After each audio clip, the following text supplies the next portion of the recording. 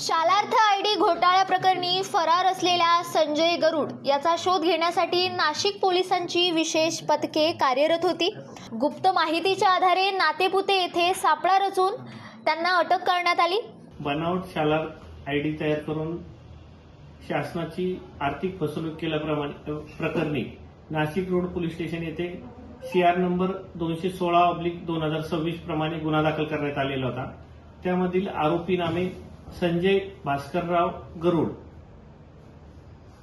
यास नातेपुते जिल्हा सोलापूर येथील एका फार्म हाऊसवरून अटक करण्यात आलेली आहे। सदर गुन्ह्यामध्ये आतापर्यंत 200 पेक्षा अधिक शाळांमधील बनावट शालार्थ आयडी केल्याप्रकरणी 1200 पेक्षा अधिक आरोपी निष्पन्न झालेले आहेत।